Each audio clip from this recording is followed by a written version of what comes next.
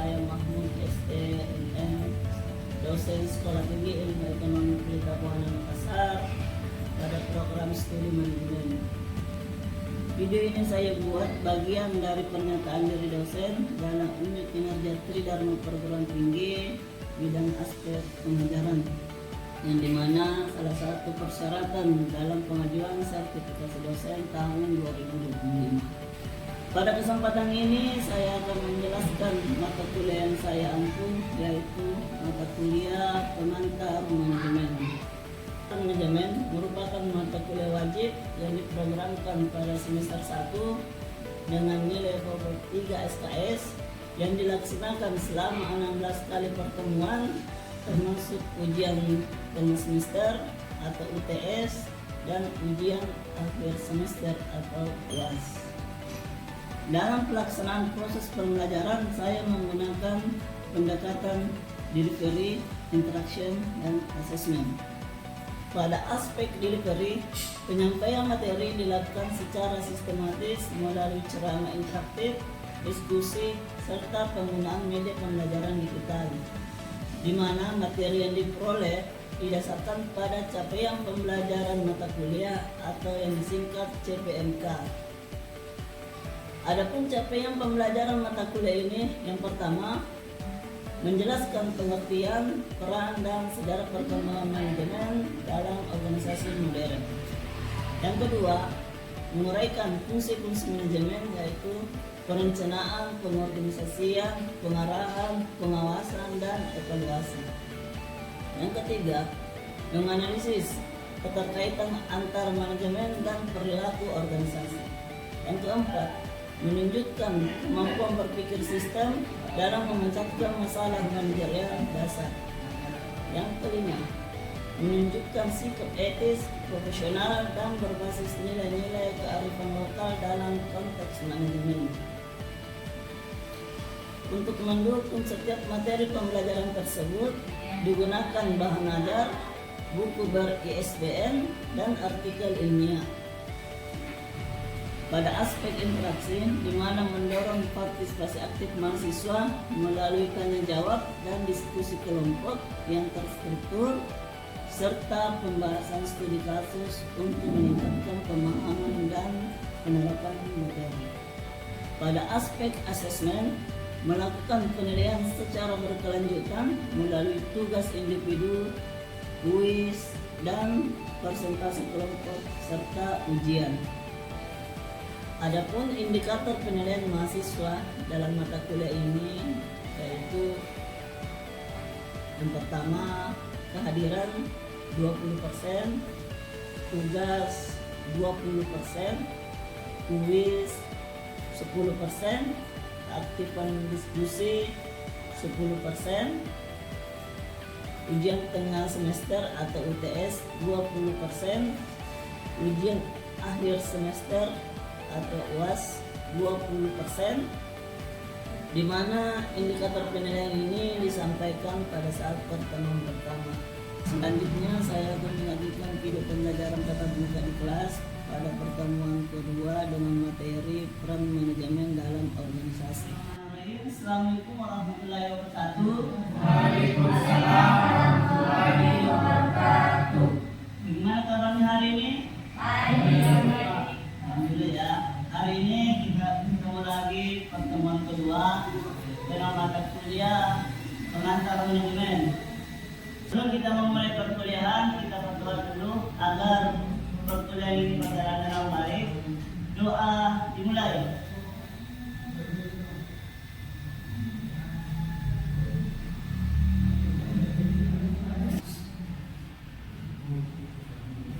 Doa selesai. Baik, terlebih dahulu saya absen bagi yang saya sebut namanya. Silakan menjawab hadir. Pertama, Yani. Hadir Pak. Sri Wahyuni. Gak ada ya? Absen. Haidir Saputra.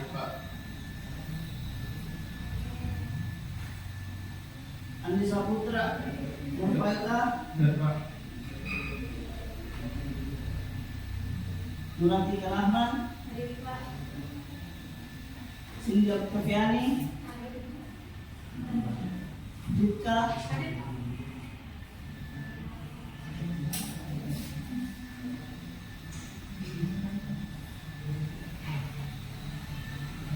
Muhammad Ikra, Arham. Baik, kita mulai perkuliahan. Sebelumnya kita sudah membahas pertama yaitu terkait tentang pengertian manajemen, sejarah perkembangan manajemen. Adapun pertemuan kedua ini kita akan membahas terkait peran manajemen dalam organisasi. Adapun yang akan dibahas pada pertemuan kedua ini, yang pertama adalah peran manajemen. Yang kedua, kita akan membahas terkait dengan fungsi manajemen. Yang ketiga, kita akan membahas terkait peran manajer dalam organisasi. Yang keempat adalah tingkatan manajemen. Kita mulai yang pertama yaitu peran manajemen.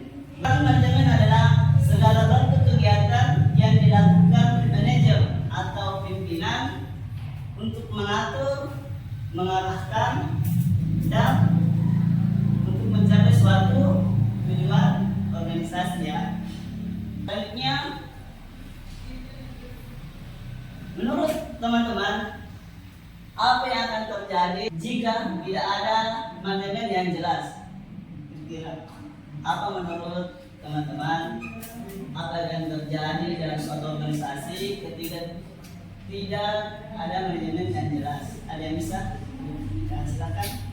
Sebelumnya perkenalkan nama ya. Perkenalkan nama saya Muhammad Alika.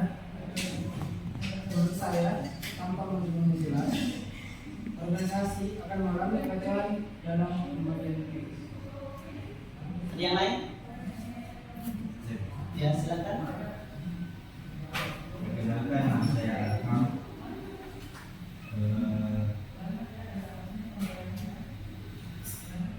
Kalau tidak ada manajemen yang baik, organisasi bisa kehilangan fokus.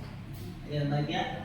Betul ya bahwa apabila dalam suatu organisasi tidak ada namanya proses manajemen yang baik, akan ada akan kehilangan sebuah arah. Nah, kenapa bisa? Karena dalam suatu organisasi harus mempunyai namanya tujuan, visi, misi.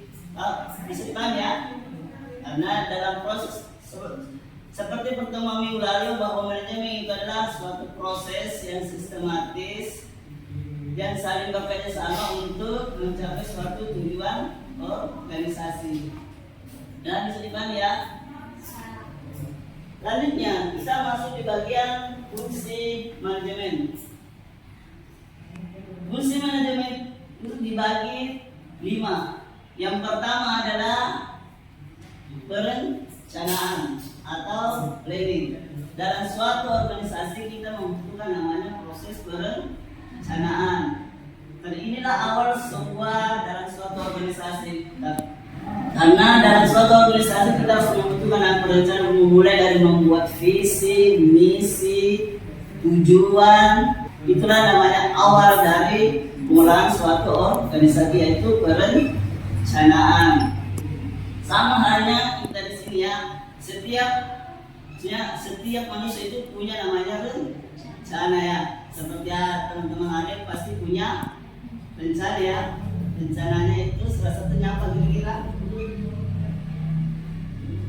Apa rencananya kira-kira setelah selesai kuliah? Bekerja. Itu adalah fondasi awalnya bekerja. Selanjutnya adalah pengorganisasian, di mana setelah kita merencanakan namanya visi, misi, tujuan, pasti kita akan membuat sebuah tim atau divisi atau anggota, di mana anggota atau divisi ini kita memberikan namanya tugas, apa yang harus dilakukan anggota, seperti apa pekerjaannya, itulah disebut namanya pengorganisasian. Sama halnya kita misalnya sudah merencanakan sesuatu. Bagaimana rencana kita ini bisa berjalan dengan baik, makanya harus dikelola dengan baik.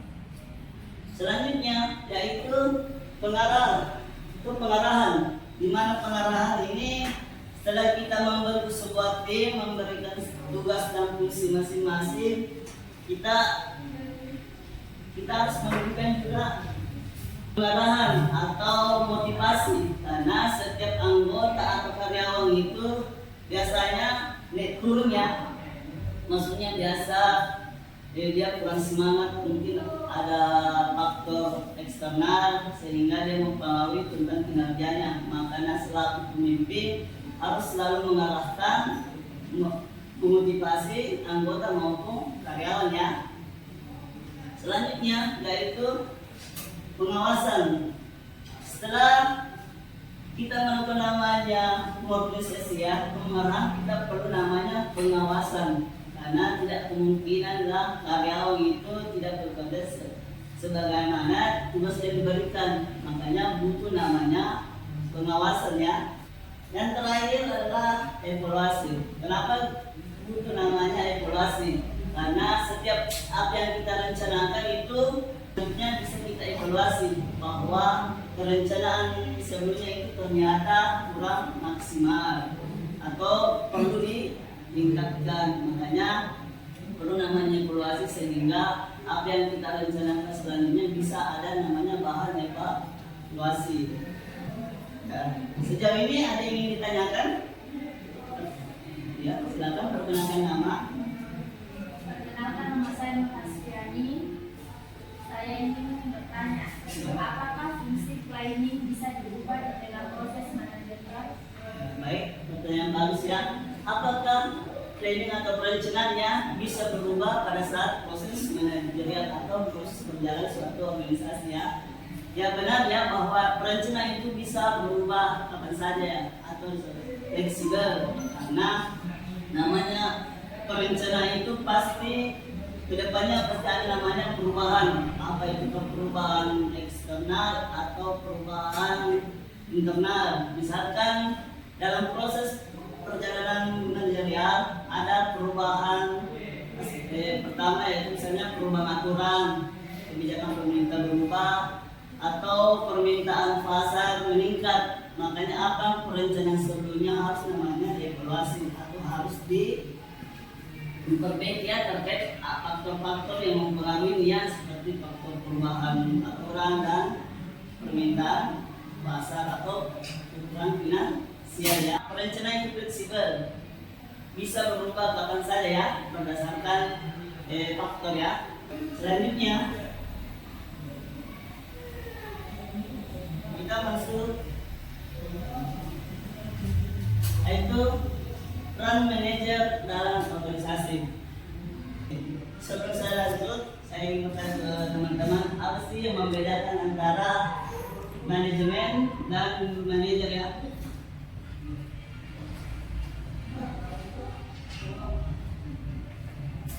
Apa kira-kira yang membedakan antara manajemen dan manajer? Ada yang bisa? Silakan perkenalkan namanya. Perkenalkan, nama saya Siti Oktaviani. Ya. Perbedaannya manajemen dengan manajer. Kalau manajer itu orang yang punya Orangnya ya? orangnya. Atau pelaku? Iya. Kalau manajemen? Manajemen itu proses perencanaannya. Proses perencanaan ya. Iya. Ada yang lain?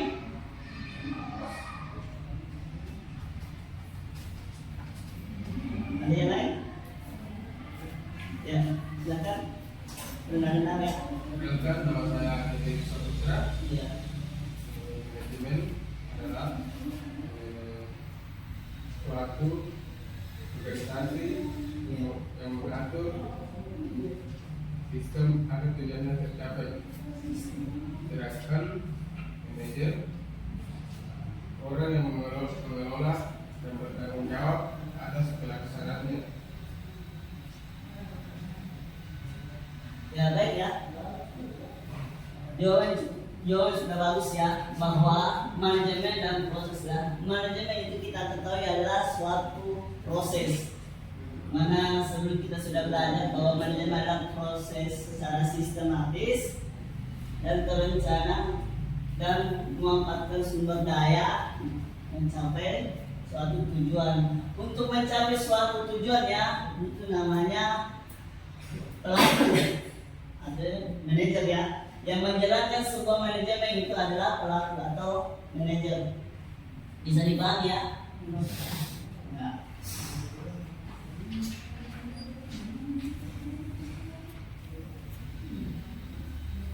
Peran manajer dalam organisasi. Menurut Dennis, dalam peran manajer terbagi 3 kategori. Yang pertama adalah peran antar pribadi. Yang kedua adalah peran informasional. Yang ketiga adalah peran pengambilan keputusan. Di mana peran antar pribadi ini yaitu berhubungan langsung dengan orang lain. Contoh ya, misalkan saya adalah selaku dosen, selalu berhubungan baik dengan mahasiswa. Atau begitu misalnya ada ketua tingkat ya, dia selaku pemimpin di kelas, dia pasti selalu berhubungan atau berkomunikasi dengan teman-temannya. Itu namanya pemimpin antar pribadi ya. Itu sebuah contoh kecil.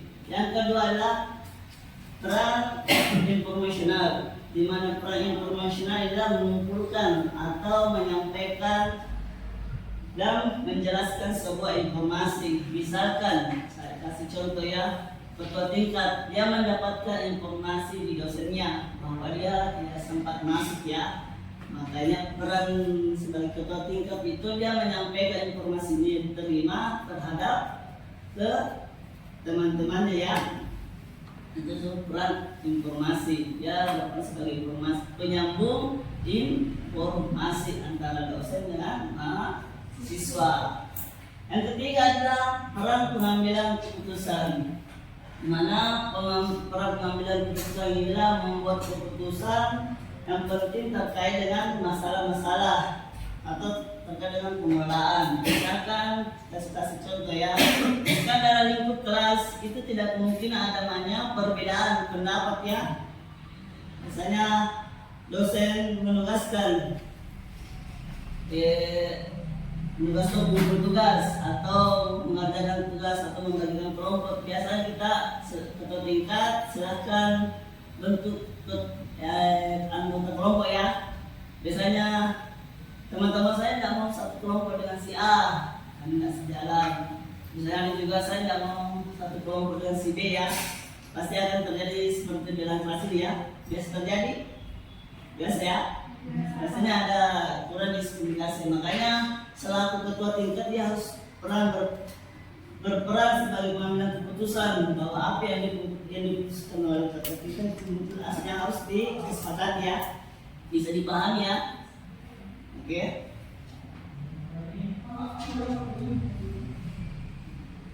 Selanjutnya kita masuk di tingkatan manajemen. Tingkatan manajemen itu biasa disebut itu piramida ya. Ini semakin tinggi itu semakin tinggi jabatannya. Dalam tingkatan manajemen itu dibagi 3. Itu dibagi 3. Yang pertama itu adalah manajemen lini pertama. Kelihatan ya? Lini pertama ya. Ini pertama. Itu yang atau lini paling bawah ya.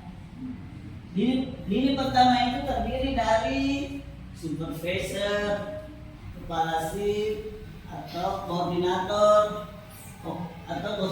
operasional. Seperti apa tugasnya?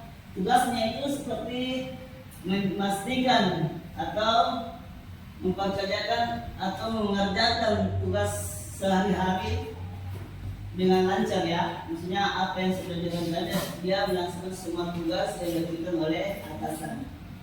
Tingkatan yang kedua itu tingkatan menengah. Ya, tingkatan menengah itu terdiri dari meliputi manajer, kepala departemen, dan kepala pabrik. Misalkan kita di tingkat ketua kelas ya, misalnya ada seperti ketua, ada ketua ketua, dan ada sekretaris ya, dan ada anggota ya. Apa tugasnya tingkat menengah? Tugasnya itu mereka adalah menjalankan strategi dari atasan atau dari pimpinan. Tingkatan terakhir yaitu puncak adalah jabatan paling tinggi ya dalam lingkup suatu organisasi. Tingkatan puncak itu terdiri dari CEO, presiden, direktur, dan atau jajaran direksi. Ya. Baik, mungkin pertemuan kedua ini kita akhir sampai di sini. Sebelum saya tutup pertemuan, saya berikan dulu tugas. Mana tugas ini adalah bahan evaluasi untuk pertemuan hari ini. Tugasnya itu mencari sebuah contoh nyata atau mencari sebuah organisasi atau pelaku UMKM ya. Ya, tugasnya itu mencari dua contoh atau dua pelaku organisasi atau UMKM, tuliskan seperti apa fungsinya, seperti apa perannya, dan tugasnya dikumpul minggu depan ya di pertemuan selanjutnya. Bisa dibahas ya mengenai tugasnya? Bisa? Baik, untuk pertemuan ini kita akhiri. Semoga apa yang kita pelajari hari ini dapat bermanfaat bagi kita semua ya.